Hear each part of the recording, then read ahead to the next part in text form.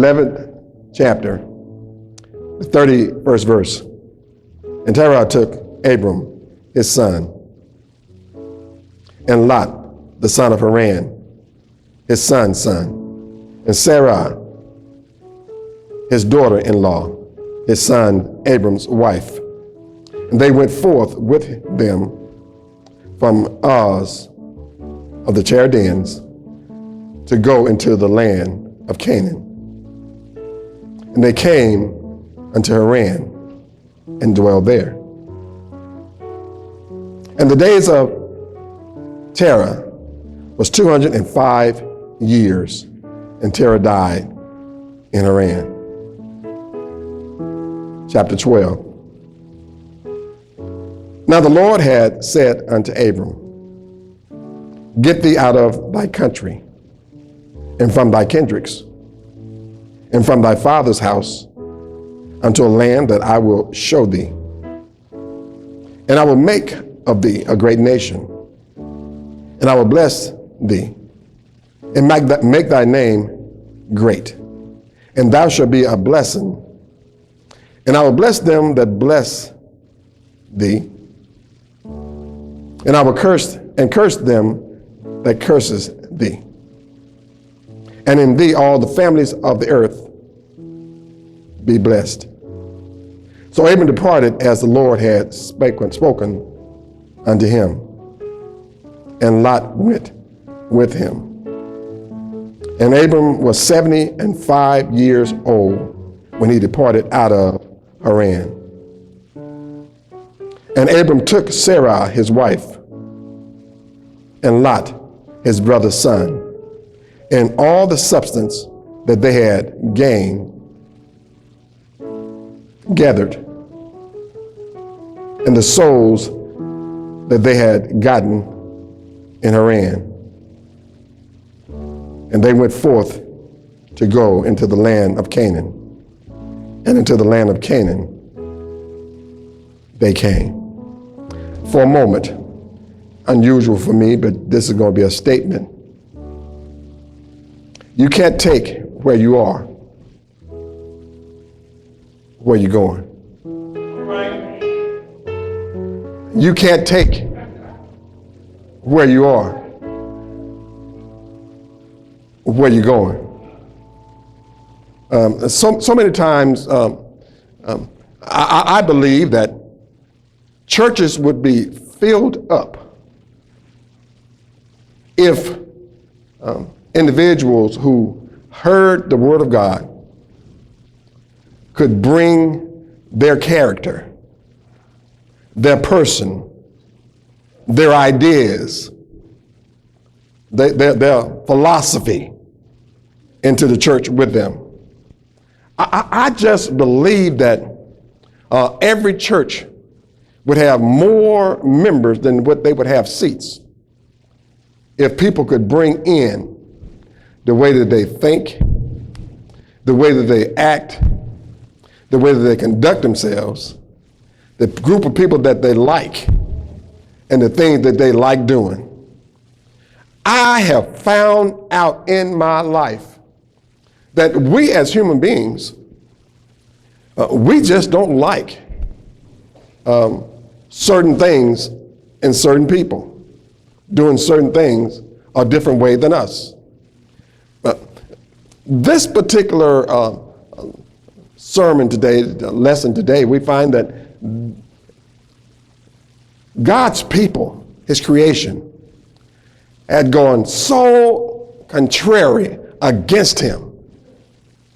The Bible lifts up that they had started doing everything imaginable.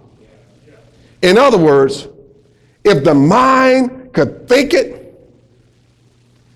man, woman, boy, girl did it. And their stench went up before God. And God decided that he was going to destroy man. Brought on a big flood. 8 people saved from the whole world. 8 people saved. About the earth, as God had formed it, and had placed man on it, was a little over 2,000 years old. And man had messed up so until God decided that he didn't want man to be there anymore. It grieved God for how man had sinned. You think that you got it bad, or you think that you've messed up so bad that God don't love you. Well, these particular individuals had messed up so bad globally until God destroyed the earth as it was by water. You read the story, you know that God had chosen a man, Noah. Noah had sons, 3. Noah's wife, their wives made up 8 people. And those were the only people that were saved out of the whole earth because of sin. But God so loved his creation that he left enough human beings here with enough of him in it to save the whole world all over again. I'm so glad that God seen enough in me, I can only speak for myself, that he sent his only begotten son into the world, that whoever believe in him would not perish but have everlasting life. And the thought that we have is that I have the freedom to live here on this planet, but God had a desire for me to obey him, his standards and his will. Understanding that I can't take what I have here with me up there. What are you saying, Pastor? What I'm saying is you can't take where you are to where you're going.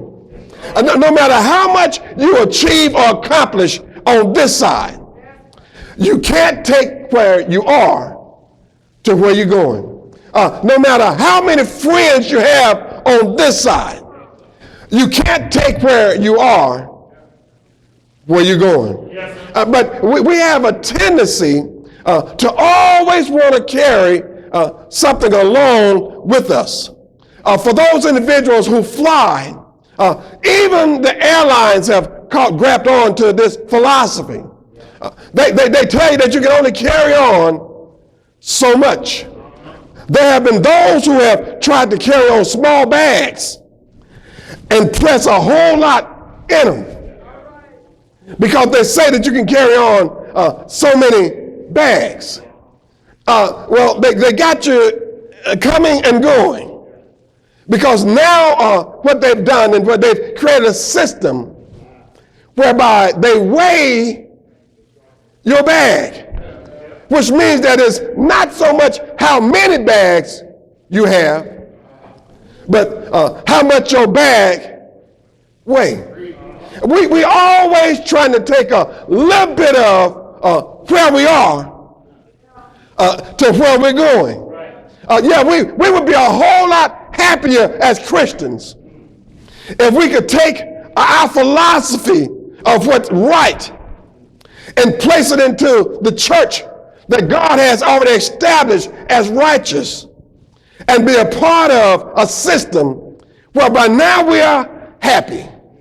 And so what God is letting us know is that I'm not going to allow you to take where you are, where you're going. The assignment today in the lesson in which you heard me read, this was Abram's father to go into Canaan. Now, the thing I want to understand is that rather than to go into Canaan, Terah went to Haran. Rather than to go where God had assigned him to go, Terah decided that he was going to go in a different direction, taking a whole lot of baggage with him. He didn't just go on the assignment that God gave him. He took his son's son with him. He took his son Abram with him and his wife. He went into a land that God did not assign him to go into. He went into, Terah went into Haran. And so when he went into Haran, he died there. Sometimes when we're trying to carry more than which God has assigned us to carry, the load drags us, drains us, and draws us down because we're not doing what God has assigned us to do. Yeah. Now, Terah died there, 205 years old, and the Bible lifts up, he died there in Haran. And then God began to speak to his son. See, the thing I want you to understand is what God is letting us know is that, watch this, you're not the only one that he can use. You're not the only one that God will assign the same duty or task to do. You're not the only one that God has a plan to work through. Terah died because he didn't do what God had assigned him to do. Now, watch this. He rather than go into the land of Canaan, he went about 600 miles out of the way. Yeah. And in fact, he went so far out of the way till he had to make that same trip back. Abram had to make that same trip back, going to where God had assigned him to go, because they had gone so far away from where God had told him to go. How many of us God has given an assignment to? And before we do what God has called us to do, we say things like, as soon as I get myself together, then I'm going to serve God with all my heart. As soon as I work my situation out, then I'm going to give God all the works that of my hands, and I'm going to make sure that the relationship between me and God works out. As soon as I get myself together, only to find out that time runs out on you and your plan. I heard in Sunday school this morning whereby individuals talking and saying that you can run out of time. God's plan doesn't change. The time that you have to do it could change or could end. And so here it is. That's what happened to Terah. The time ended. There are some assignments that we have that God has placed on our lives. You have to understand one thing. You are being, you watch this. You're tick-tock running out of time. Each time you decide to do something contrary to God's will, the clock keeps right on ticking. Now, in that particular clock that keeps on ticking, there are people that are involved in that time in which you were assigned to do a certain task for God. And those particular individuals, I want you to understand, are waiting and depending on you to do the right thing. You don't know exactly who they are, and they may or may not know who you are, but God has assigned us an assignment. Terah's assignment was to go into Canaan, but he didn't go. Rather than to go where God had chosen him, told him to go, he was like Jonah that was supposed to go to Nineveh, but paid a fare to go to Tasha because he refused to do what God has assigned him to do. God sent a great storm, and that great storm of wind, when he got on the ship headed to Tasha, would not let them go any farther. The reason why our lives so many times are at a stalemate, stop still, is because God has given us an assignment and we're doing something totally different. And there were people that were involved as well. And the people that were involved were the individuals that were on the ship. They seen that they were in a storm, and this wasn't new to them, but a storm like this was. They had been on a ship in a journey before, but this particular storm was unlike any other storm. They couldn't go forward, they couldn't go backwards, they couldn't move, and the wind kept on coming. And they asked everybody to call on their gods, and they did. And their small G gods didn't work. And then they said, we got one that's sleeping. Wake him up and let's see who his God is. Let's see where he comes from. let's see who he is. Jonah now explains to them that my God is the God of creation. In fact, the reason why this is going on to you, why you all are in this situation is because I've done something that was contrary to the will of God. Sometimes we cause storms in other people's lives because God has given us an assignment to do something totally different than what we've chosen to do. Yeah. And so what Jonah did was, Jonah advised them, talk to me now, to throw me overboard. Right. Rather than to throw Jonah overboard, they threw all of the cargo overboard. We always find ourselves trying to work out our situation. Well, what are you talking about, Pastor? Well, we can't take where we are, where we're trying to go. Now, I know that's confusing to a whole lot of people. So I'm going to break it down a little bit differently.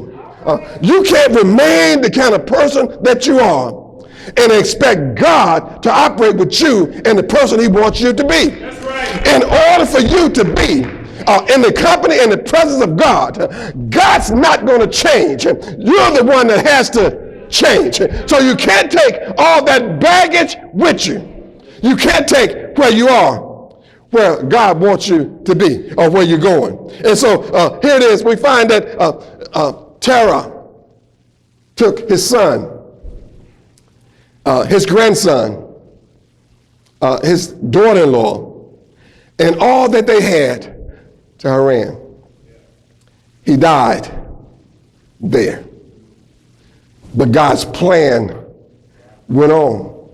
And then it goes on to the next chapter. And now the Lord had said unto Abram, just like he said unto his father, there's some things that God has assigned you to carry out. And there's some things that God has assigned someone else to carry out. Now, the thing that God has assigned you to carry out is your responsibility because it's you and God's relationship as to what God has assigned you to do. Now, when you don't carry it out, then you wind up now the Lord has said unto Abram, not Terah. Yeah.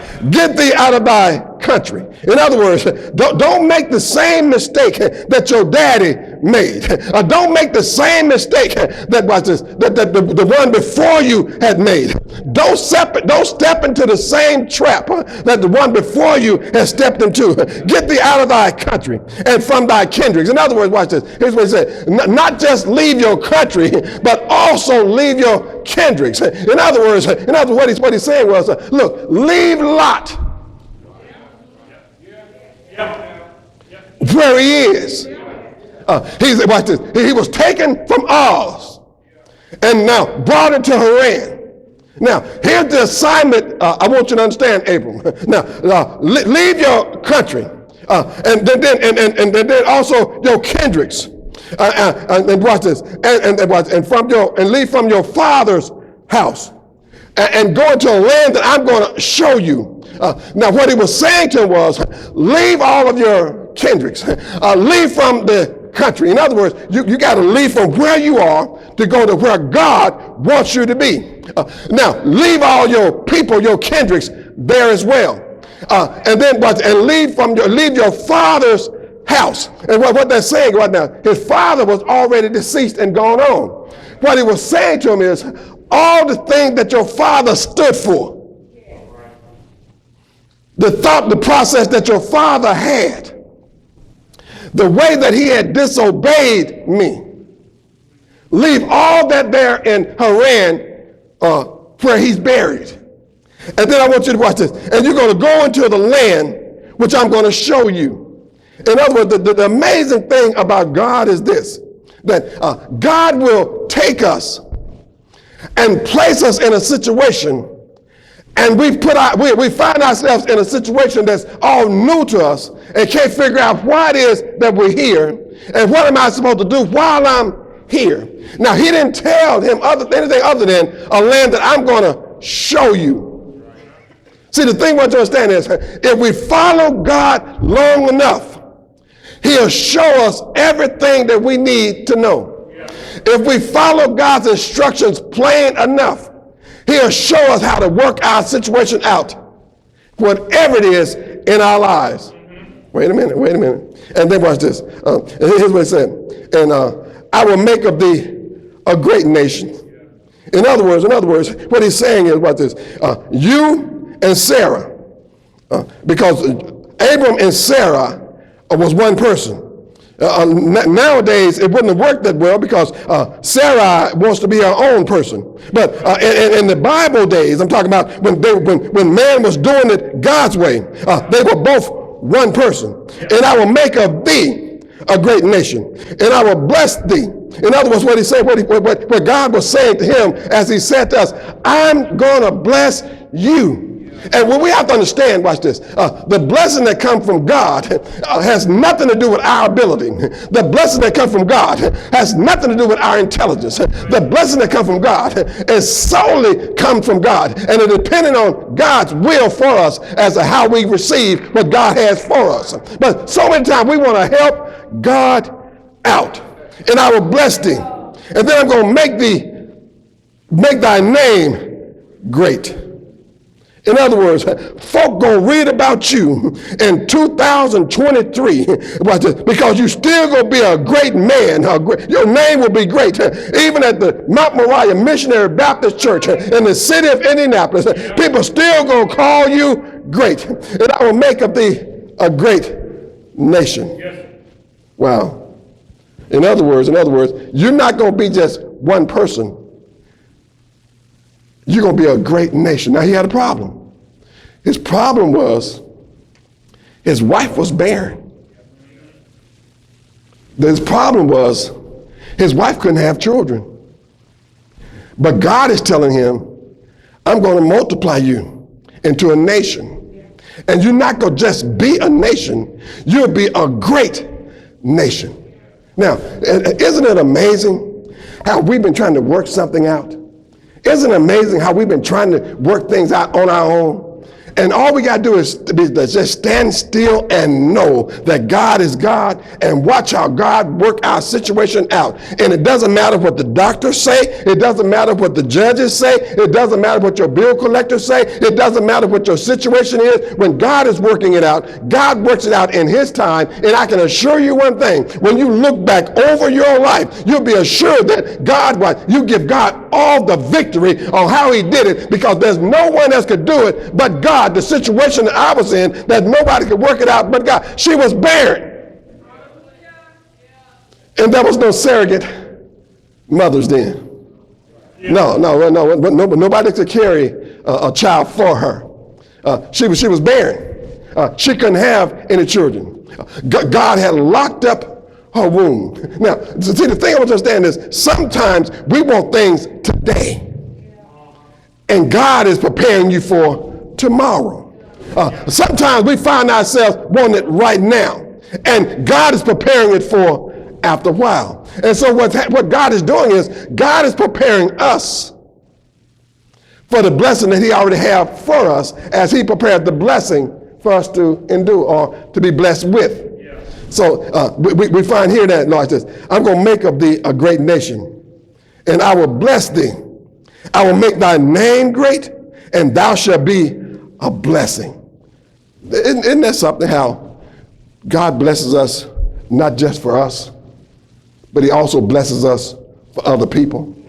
Isn't it amazing how that you thought that God gave you that job and it was for you? And once you got there, the whole company, the whole business and establishment began to be blessed just because you are there in the room. You thought that, watch this, that there was the money that God had paid you and the blessing that you gotten from the resource that he blessed you with was just for you. And then all of a sudden, God starts sending individuals your way, watch this, for you to share in the blessing that God had blessed you with. Now, it's a choice though.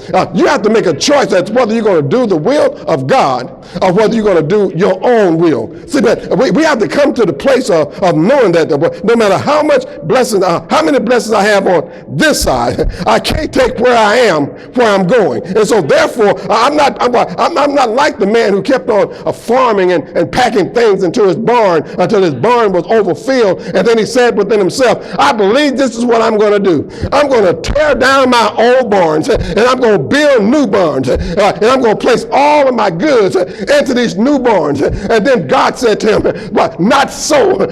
This night, thy soul is required of thee. See, the thing I want to understand is, as we're stacking up goods on this side, what God is saying to you is, if you don't do it God's way, somebody else going to enjoy that's what you've already stacked up. You're going to be a blessing to others. And I will bless them that bless thee. In other words, I love the idea of my cup runneth over. I understand the concept of when the cup runneth over, it splashes out on the sides. And those individuals that are there on the sides get the blessing that God has for them because it came through someone else. And so that's why he tells us in his word, if you bring all of your tithes and your offering to the storehouse, there'll be meat in my house. And then prove me now herewith and see if I won't open up the windows of heaven and pour you out a blessing, and you will have room enough to receive it. What God is saying to you is, I'm going to bless those individuals who bless you. Yeah. But he ain't done with that. It said, and I'll curse him that curses thee. In other words, don't be walking around getting mad at folk because things ain't going out and ain't working the way you think they should be. What this? All you got to do is be a blessing to people. And so when you're a blessing to someone and they curse you back, you don't have to fight. You don't have to get angry. You don't have to retaliate. God, we said, I will curse them that curses thee. And in thee, all the families of the earth will be blessed.